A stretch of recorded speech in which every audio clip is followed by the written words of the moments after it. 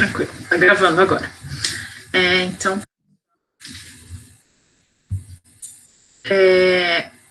dando sequência aqui ao nosso estudo do ECA, hoje nós vamos falar um pouco sobre perda e suspensão do poder familiar e também sobre o processo de apuração de ato infracional. Primeiro, quanto à suspensão e perda do poder familiar, a partir do artigo 155, aqui a gente tem algumas definições aqui do ECA. Então, primeiro de tudo, o poder familiar, ele está descrito no Código Civil. É o Código Civil que define no que consiste o poder familiar. E aí, são várias atribuições aos pais ou responsáveis, inclusive criação, educação, exercer a guarda, tá tudo aqui no material de vocês. Então, e aí, o poder familiar ele vai ser suspenso ou destituído quando os pais praticarem algum ato de negligência ou mesmo de violência contra essa criança e o juiz entender que eles não têm condição de continuar na criação da criança ou do adolescente. Então, a suspensão é quando existe uma possibilidade desse convívio familiar ser retomado, e a destituição ela vai ocorrer quando não houver condição de que essa criança retorne à convivência daquela família. Então, quando é deferida uma suspensão do poder familiar, essa família ela vai ser acompanhada por uma equipe multidisciplinar até que seja possível a criança retornar ao convívio, até que os problemas que se apresentavam sejam solucionados. E aí, durante essa suspensão, a criança ela pode ficar tanto com algum guardião, quanto em acolhimento familiar ou institucional. E aí, o artigo 155 traz a seguinte redação: o procedimento para perda ou suspensão do poder familiar terá início por provocação do Ministério Público ou de quem tenha legítimo interesse. E esse legítimo interesse, aqui no ECA, ele não é definido. Quem são essas pessoas que possuem legítimo interesse? E isso é porque...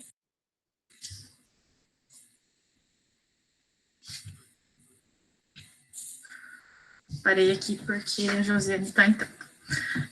Então, o ECA não diz quem são essas pessoas que têm legítimo interesse para ter mais chance da gente preservar aquele princípio que a gente já falou várias vezes, que é da proteção integral.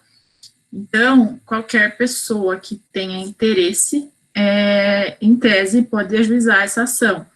E aí se incluem nesse qualquer pessoa uma pessoa que está exercendo a guarda de fato, alguém que está exercendo a guarda judicialmente, nomeado pelo juiz, algum parente, alguma pessoa que pretenda a tutela do menor, pretendentes à adoção. Então, todas essas pessoas podem ajuizar a ação para a destituição do poder familiar.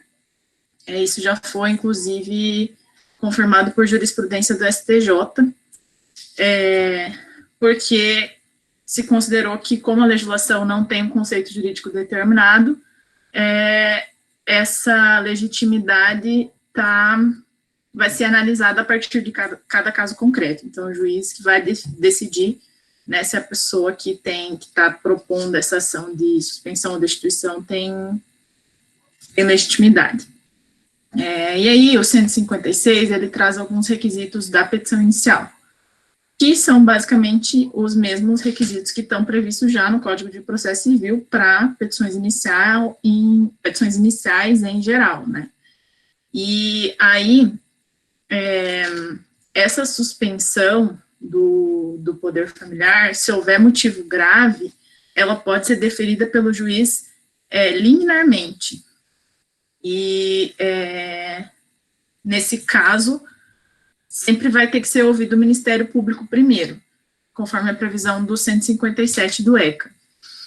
E aí, enquanto deferida essa liminar no decorrer do processo, quem ficar com a guarda dessa criança ou adolescente vai ser por meio de um termo de responsabilidade. Quando é ajuizada essa ação de destituição do poder familiar, também o ECA prevê a realização imediata de estudo social ou perícia. Isso está no parágrafo 1º do 157 do ECA. O material está no RA, tá, da aula. Se vocês quiserem acompanhar, fica bom para vocês. O prazo para contestação dessa ação é de 10 dias, conforme o artigo 158, e a regra é que a citação seja pessoal, salvo se forem esgotados todos os meios para sua realização, de não se encontrar o endereço, os pais estiverem em lugar incerto e não sabido, enfim, não vai, pode ser realizada a citação por outros meios, edital, né, no caso, mas é sempre preciso esgotar essa tentativa de citação pessoal. Até porque uma destituição do poder familiar é uma coisa que extingue de maneira definitiva o vínculo familiar, né? Então, é uma coisa que precisa ter bastante cuidado. No decorrer desse processo, se não houver contestação,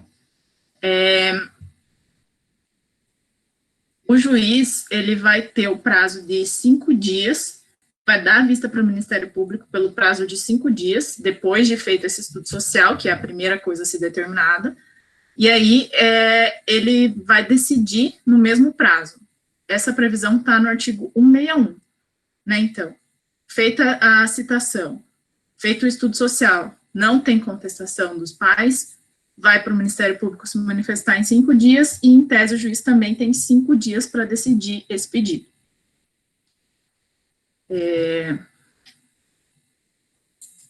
Quanto à oitiva do menor para alteração da guarda, ela tem a mesma previsão que nós já vimos lá quando a gente estava estudando guarda. O ECA diz que sempre que for possível e razoável, deve ser ouvida a criança ou adolescente com relação à modificação dessa guarda. Ou seja, quando ele já tiver um certo discernimento, né, uma certa possibilidade de entender a situação, ele vai ser ouvido nesse caso. Então, é uma questão de analisar o caso concreto também. E os pais, eles têm que ser ouvidos obrigatoriamente se eles estiverem em local conhecido, né, se eles forem identificados e estiverem em local conhecido, como está previsto aqui no parágrafo 4º do artigo 161. E se eles estiverem privados de liberdade, também tem a previsão aqui no parágrafo 5º, que eles vão ser requisitados pela autoridade judicial para serem ouvidos. Eu falei para vocês a questão agora há pouco, como funciona se não há contestação dos pais nesse pedido de suspensão ou destituição de poder familiar. E aí, a partir do artigo 162, o ECA diz como vai ocorrer esse processo se for apresentada a resposta pelos pais. E aí, tem duas possibilidades. Os pais podem apresentar a resposta e concordar com o pedido de destituição, e eles podem apresentar a resposta discordando do pedido, né? Então, se eles concordarem com o pedido, aplica-se a mesma disciplina da ausência de contestação, por óbvio, né? Se eles não contestaram ou contestaram dizendo que está tudo bem, não é necessário fazer uma audiência de instrução. E se eles contestarem, discordando do pedido, então o juiz vai designar audiência de instrução e julgamento. E daí, no artigo 162, parágrafo 2º e 3º do ECA, tem ali as previsões sobre como vai ocorrer essa audiência, e ela é concentrada, o juiz deve proferir a decisão no ato da audiência. Como a gente vai ver adiante lá na apuração do ato infracional, o ECA sempre preza pela brevidade do processo, né, por estar vivenciando aí o adolescente uma situação que já não é ideal. Então, sempre tem a previsão aqui no ECA de que as decisões têm que ser dadas em audiência. Na prática, provavelmente não é isso que acontece muito, né, porque, principalmente em comarcas iniciais, aqui em Santa Helena, por exemplo, a pauta de audiências, ela é bem lotada, então o juiz faz várias audiências numa tarde, e nem sempre é possível deixar que as partes façam alegações finais de maneira oral e proferir a decisão de maneira oral. É possível que esse processo acabe indo para o juiz para ele decidir depois em gabinete. Quanto ao prazo de duração dessa ação de suspensão de destituição, de acordo com o ECA, ela teria prazo máximo de 120 dias. Também não se estabelece nenhuma punição, né, se esse prazo não for respeitado, mas, enfim, para a prova, vocês precisam saber que a ação de destituição ou suspensão, ela tem que durar no máximo 120 dias. O artigo 165 e seguintes fala da colocação em família substituta. Estabelece aqui os requisitos para que esse pedido de colocação em família substituta seja deferido, e no artigo 166, ele traz a previsão de que, se os pais concordarem com o pedido de colocação em família substituta, ou se já tiverem sido destituídos ou suspensos do poder familiar, esse pedido ele pode ser feito diretamente em cartório e não precisa de advogado. E aí, havendo essa concordância, né, no caso, o juiz, com presença do Ministério Público, vai ouvir as partes, devidamente assistidas por advogado, e aí vai, no prazo máximo de 10 dias, contado da petição, declarar a entrega da criança e a extinção do poder familiar. Esse parágrafo primeiro, que exige a oitiva dos pais por meio de uma audiência, um ato formal, com a presença do Ministério Público, ele visa realmente ter certeza de que os pais saibam da gravidade dessa medida, né? Porque, concordando com isso, eles terão de maneira definitiva a perda do poder familiar, né? Não se volta atrás. Então, por isso que, mesmo que tenha concordância, o ECA inseriu esse parágrafo primeiro aqui, inciso 1, que colocou essa obrigatoriedade da audiência para que seja confirmado pelos pais essa concordância na destituição do poder familiar. Esses artigos aqui foram os mais relevantes aqui com relação a essa ação. O procedimento, ele é muito parecido com qualquer ação possível, né? Então, vocês já estudaram lá nas aulas de processo civil e, enfim, já estão quase se formando aí. E, então, os artigos que eu destaquei aqui no material e na aula são os mais importantes com relação a essa destituição, que vai ser realizada, né, sempre que houver as hipóteses que a gente já viu lá no começo do ECA, em que é possível que os pais percam esse poder familiar. Até aqui, alguma dúvida? Algum comentário? Se não houver nenhuma questão, a gente inicia a questão da apuração do ato infracional, do procedimento de apuração do ato infracional.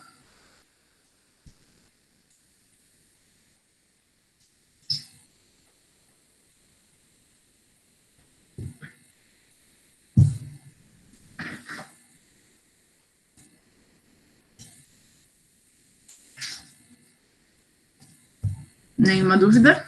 Seguimos. Tá bom.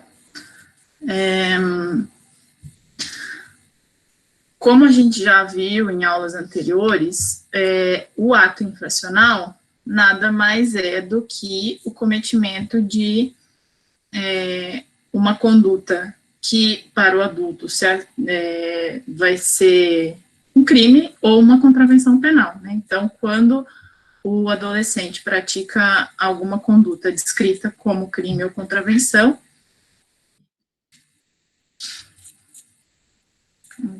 de uma pessoa. Então, quando o adolescente ele pratica um ato infracional, quer dizer que ele praticou uma conduta que está descrita na lei como crime ou contravenção penal. E aí, então, a partir do artigo 173 do ECA, tem essa previsão de como que vai transcorrer esse processo para determinar se realmente foi praticado ou não esse ato. Então, o artigo 173 diz que, em caso de flagrante de ato infracional, cometido mediante violência ou grave ameaça à pessoa, a autoridade policial deverá, né? Então, inciso 1º, lavrar auto de apreensão, ouvidos as testemunhas do adolescente. Auto de apreensão aqui vai ser no caso se for algum ato infracional que, enfim, sempre vai ser lavrado esse auto de apreensão, que é a mesma coisa no caso de um auto de prisão em flagrante. O auto de apreensão, aqui no ECA, ele corresponde ao auto de prisão em flagrante do processo penal. Então, ele vai lavrar esse auto, vai ouvir as testemunhas do adolescente.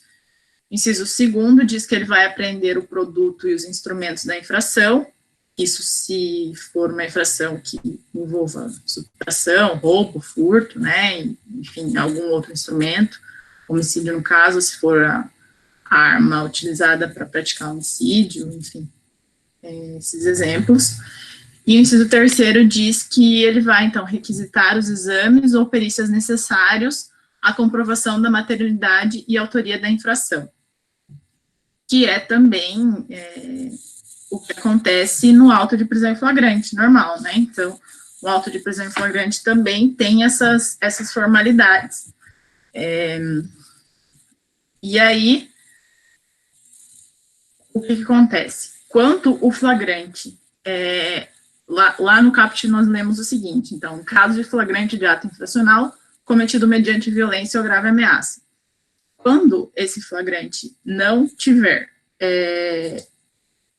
relação com o ato infracional que foi cometido com violência ou grave ameaça, a lavratura do auto de apreensão vai ser substituída por um boletim de ocorrência circunstanciada.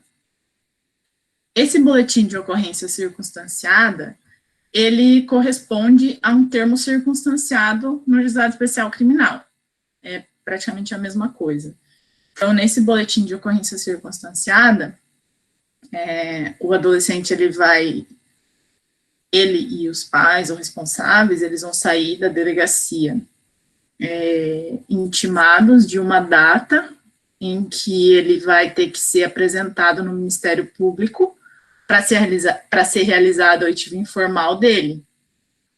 Da mesma forma que no juizado especial criminal, por exemplo, quando é praticada uma infração de menor potencial ofensivo, o autor do fato, quando ele vai ser ouvido na delegacia, ele já sai da delegacia intimado de uma data na qual ele vai ter que comparecer no fórum, né, no juizado especial criminal, para ser realizada uma audiência preliminar. Então, os procedimentos aqui, eles são bem semelhantes no BOC e no juizado especial criminal. Só para dar uma relembrada para vocês, essa questão do procedimento nos casos de GCRIM também. Estão lembrados? Só fazendo um parêntese aqui, digam aí no chat se vocês têm interesse em que eu faça uma breve revisão aqui sobre como funciona o processo no juizado especial criminal, nas infrações de menor potencial ofensivo. Digam aí se tem interesse, sim ou não. Aí eu falo rapidinho para vocês.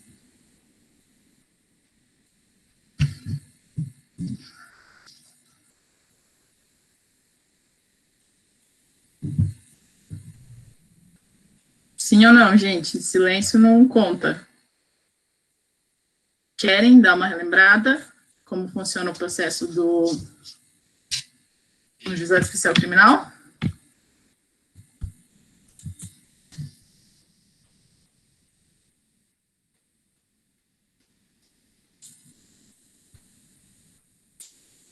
Sim, temos votos, temos 4, 5, 6 votos, sim, então vamos falar rapidinho.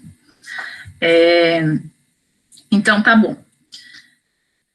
No Juizado Especial Criminal, se a pessoa não possui antecedentes, de qualquer maneira, né, enfim, vai ser realizada o primeiro ato no processo no Juizado Especial Criminal, é uma audiência preliminar. Nessa audiência preliminar, se o autor, ele for primário, de bons antecedentes, ele não tiver recebido o benefício da transação penal nos últimos 5 anos, nessa audiência, o Ministério Público ele pode oferecer para o autor uma proposta de transação penal. Transação penal pode ser prestação de serviços à comunidade ou prestação pecuniária. Ele aceitando essa proposta, o processo, assim que cumprida a transação, o processo vai terminar, vai ser extinta a punibilidade dele, e a única consequência dessa transação é que ele não pode receber o mesmo benefício por um prazo de 5 anos. Isso nos casos de ação penal pública incondicionada. Agora, se a gente tem no Juizado Especial Criminal crimes de ação privada ou condicionada à representação, sempre é possível realizar acordo entre as partes, né? Digamos que seja um crime de injúria, ameaça. Nessa audiência preliminar, é possível que as partes conversem e digam, olha, tá tudo bem, cada um vai seguir sua vida. Nesse caso, também vai ser extinta a punibilidade do autor nessa própria audiência. Se não houver esse acordo, ou se o autor não tiver direito ao benefício da transação, por já responder a ação penal, ou por ter tido transação nos últimos 5 anos, enfim, o Ministério Público vai verificar se ele tem direito a um outro benefício, que é a suspensão condicional do processo, e nesse caso, ele também vai poder ter a suspensão condicional do processo, ou se ele realmente não tiver direito também à suspensão, vai ser marcada uma outra audiência de instrução, na qual vão ser ouvidas as testemunhas, o réu, enfim. Nessa audiência de instrução, o juiz vai receber a denúncia na própria audiência, enfim, depois vai seguir o processo com alegações finais, sentença e tal. Mas no Juizado Especial Criminal, o que é importante vocês lembrarem é que sempre existe essa possibilidade do processo terminar mesmo na audiência preliminar. E com relação ao ato infracional, então a gente segue aqui e fala algumas especificidades do processo aqui.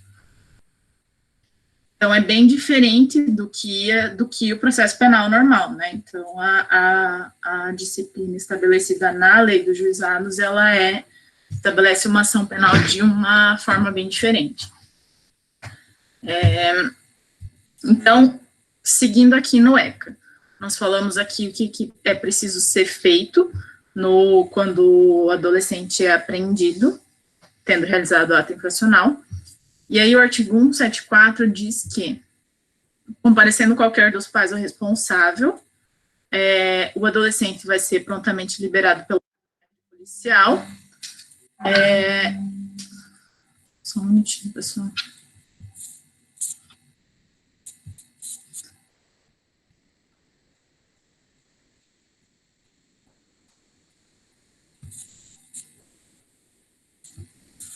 Vai ser prontamente liberado pela autoridade policial e sob o compromisso, no caso, de que ele vai ser apresentado perante o Ministério Público para dar prosseguimento a esse processo.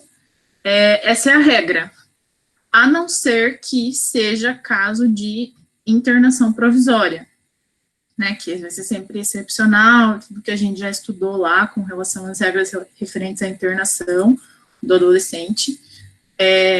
Então, ele vai ser liberado, exceto quando, pela gravidade do ato infracional e sua repercussão social, deva o adolescente permanecer sob internação para garantia de sua segurança pessoal ou manutenção da ordem pública.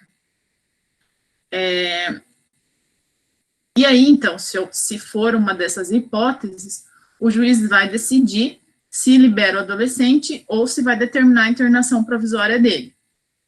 E tem todos os requisitos lá, iguais aos da prisão preventiva, que estão 312 e seguintes do CPP, com modificações recentes do pacote anticrime. E aí, então, para o juiz determinar se é caso de internação provisória ou não, precisa analisar a gravidade do fato em concreto, não a gravidade abstrata do crime. Né? Então, a doutrina sempre dá o exemplo de que um homicídio, em tese, é um crime grave. O homicídio, em tese, é um crime grave, mas tem que, quando você for tratar do ato infracional do adolescente, do homicídio, vai ter que ser analisado se ele foi culposo, se ele foi doloso, quais foram as circunstâncias em que ele foi cometido, né? Então, é sempre necessário ver a gravidade concreta do ato para que seja determinado se é caso de internação ou não. E aí a doutrina também define essa questão de que está escrito aqui no artigo de manutenção da ordem pública. Então, manutenção da ordem pública seria a gravidade concreta da infração, a reincidência, analisar se esse adolescente ele tem alguma associação com crime organizado, clamor social. Todos esses elementos eles têm que ser analisados para que o juiz, no caso, decrete essa internação provisória, que é uma medida excepcionalíssima, mas muito mais excepcional no caso do que a prisão preventiva, né? Por essa disciplina que a gente tem de proteção da criança e do adolescente, que são seres humanos em desenvolvimento. Como nós já estudamos lá no artigo 122, mas só para dar uma lembrada para vocês, requisitos para aplicação da internação são 3 hipóteses. Primeiro, então, ato infracional cometido mediante grave ameaça ou violência à pessoa, reiteração no cometimento de outras infrações graves, tráfico de drogas, por exemplo, ou descumprimento reiterado e injustificável de medida anteriormente imposta. No caso desse terceiro requisito, dessa terceira hipótese, o prazo da internação não pode ser superior a 3 meses. Então, havendo um ato infracional que se encaixa nessas características aqui, em que é possível a internação, o juiz parte daí, e aí, tendo alguma dessas hipóteses aqui, ele ainda vai analisar essa necessidade de manutenção da ordem pública, que é o que eu falei para vocês, gravidade concreta, reincidência, associação ao crime organizado, enfim. Porque isso é uma internação provisória, né? É diferente da internação como medida definitiva, depois do trânsito em julgado de um processo, depois de uma sentença condenatória, né? Então, essa internação aqui, ela precisa ser analisada com mais cuidado ainda, muito mais cuidado, por óbvio, do que a internação que ela é estabelecida por meio de uma sentença. É a mesma coisa no processo criminal de determinar uma prisão por uma sentença condenatória em julgado ou uma prisão preventiva, né? Então, o artigo 175, prosseguindo aqui em como vai se dar esse processo de apuração do ato infracional, diz que, então, observou a situação, não é caso de liberar o adolescente. Então, a autoridade policial vai encaminhar, desde logo, o adolescente ao representante do Ministério Público, juntamente com cópia do auto de apreensão ou boletim de ocorrência. Se não for possível essa apresentação imediata, precisa ser feito no prazo máximo de 24 horas. Isso está no parágrafo 1º do artigo 175. E o parágrafo 2º diz que não é possível você manter esse adolescente em estabelecimento prisional de adultos, né? Teria que ser numa unidade específica de adolescentes, E se não houver possibilidade, então, no mínimo que ele esteja em uma dependência separada dos maiores de idade. Essa é a previsão aqui do parágrafo 2º do artigo 175. Seguindo aqui, o artigo 179 diz que, então, apresentado esse adolescente, ele vai ser ouvido imediatamente e, em sendo possível, também vão ser ouvidos os pais, os responsáveis, vítima e testemunhas. Também, provavelmente, não, isso são coisas que não acontecem no mesmo dia, né, mas pela previsão aqui da lei, seria o recomendável, né. E aí, apresentou esse adolescente, ele foi ouvido, o que o Ministério Público pode fazer, né? Quais são as possibilidades? Está no artigo 180 aqui do ECA. Ele pode optar pelo arquivamento dos autos, ele pode optar por conceder uma remissão, ou ele vai representar a autoridade judiciária para a aplicação de uma medida socioeducativa. A representação consiste é a mesma coisa que a denúncia no processo penal, né? A representação está para o processo aqui do ECA, assim como a denúncia está para o processo penal. E aí, optando por qualquer uma dessas 3 hipóteses aqui, o Ministério Público, ele precisa da homologação do juiz, né? Então, se ele pedir o arquivamento, ou se ele conceder remissão, ou representar, isso vai para análise, né, do juiz da infância e juventude, e aí, se o juiz discordar dessa manifestação do MP, do que o MP propôs, né, nesse caso concreto, ele pode enviar esses autos para o Procurador-Geral de Justiça para que seja analisado novamente. Isso também é possível no processo criminal, não sei se vocês lembram, né? Então, o MP, ele é o titular da ação penal, né? Então, o MP, ele tem essa discricionalidade de analisar o inquérito policial e analisar se naquele caso concreto é caso de seguir, oferecer uma denúncia, se responder, a pessoa responder a um processo criminal, ou, no caso adolescente, a um processo de apuração de ato infracional. Mas o juiz, não concordando com essa manifestação do Ministério Público, ele pode enviar esse processo criminal, ou aqui no ECA, para o órgão colegiado, para o 2º grau, né, do Ministério Público, Procurador-Geral de Justiça, vai analisar esse procedimento, e aí ele entendendo que realmente não é caso de procedimento, que é caso de arquivamento, ele vai devolver esse processo, e o juiz, no caso, tem que acatar, né, essa decisão. Isso está com relação à remessa dos autos ao Procurador-Geral de Justiça, essa previsão está no 181, parágrafo 2º. O prazo para conclusão do procedimento para apuração do ato infracional, se o adolescente estiver internado, é de 45 dias, prazo improrrogável, assim como nós já estudamos também lá quando falamos da internação. Então, no prosseguimento aqui do processo, no artigo 184 traz as disposições aqui, então, o Ministério Público ofereceu a representação, né, então, não foi caso de arquivamento e nem foi caso de remissão. O Ministério Público entende que esse adolescente, ele precisa responder o processo e ser verificado se ele cometeu ou não o ato infracional, né, então ofereceu essa representação.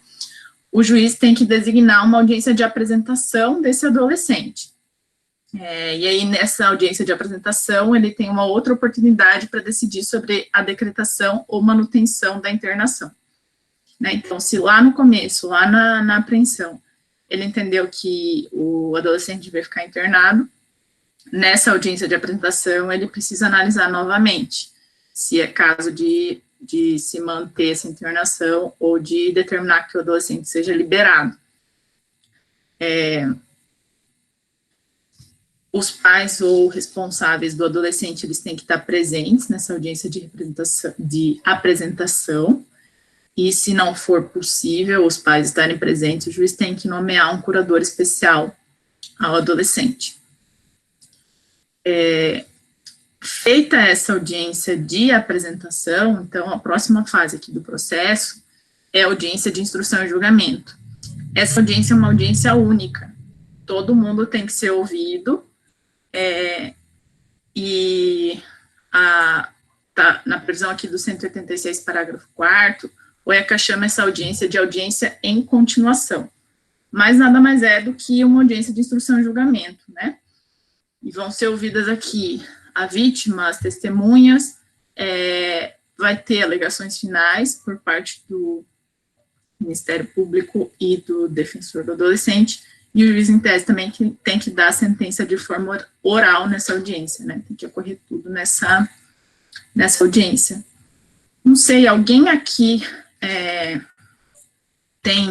atua em vara da infância e da juventude, assim, que pode me dizer se realmente essas alegações finais, essa sentença costumam ser dadas de forma oral, porque eu trabalho em vara criminal, juizado e tal, mas não, a minha vara não tem competência para infância e juventude, e eu queria saber se realmente alguém de vocês atua e tem essa, para trazer para a gente, se realmente acontece dessa forma. A Luciana aqui está dizendo que somente quando há tempo hábil, não fica algum motivo pendente, assim, né, isso é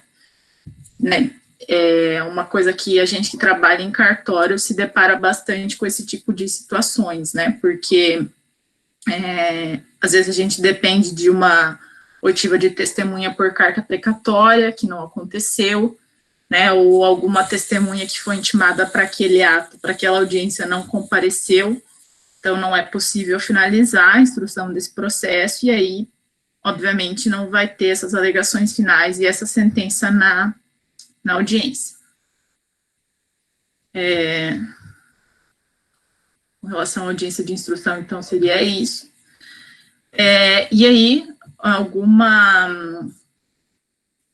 mais uma coisa que eu queria destacar aqui para vocês é com relação à remissão, que, conforme essa previsão aqui do artigo 188, ela pode ser aplicada em qualquer fase do procedimento, desde que seja antes da sentença, né? Então, como a gente viu lá no começo, ela pode ser aplicada de início, né? O MP pode entender que já lá como primeiro ato dele é a caso de remissão, manda para o juiz já homologa, e esse processo de apuração de ato infracional já fica aqui, já termina ali.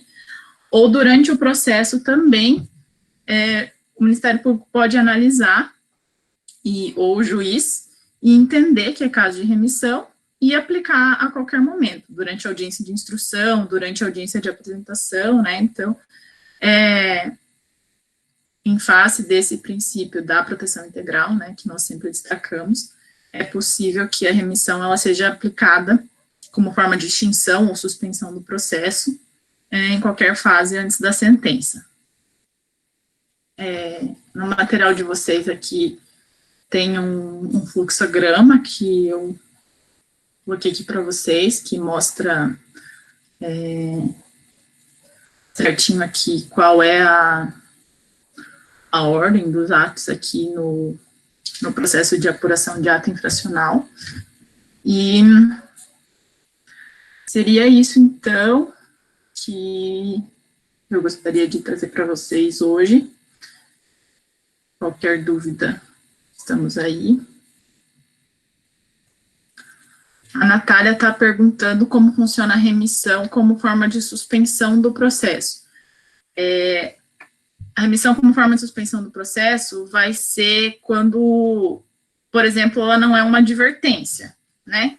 Nós vimos lá que a remissão, ela pode consistir apenas numa advertência no juiz, falando para o adolescente que aquilo não é correto, enfim, um aconselhamento mesmo, ou ela pode consistir numa prestação de serviço à comunidade, por exemplo. Então, a remissão como forma de suspensão, ela vai ser nesse caso que, digamos, né, que o Ministério Público proponha 4 horas semanais de serviço à comunidade por 3 meses. Então, enquanto o adolescente não cumprir essas horas de serviço à comunidade, o processo vai ficar suspenso e vai ser dada uma sentença de extinção quando for comprovado que ele já cumpriu isso que foi estabelecido na remissão. Era essa a sua dúvida, Natália? Ficou claro?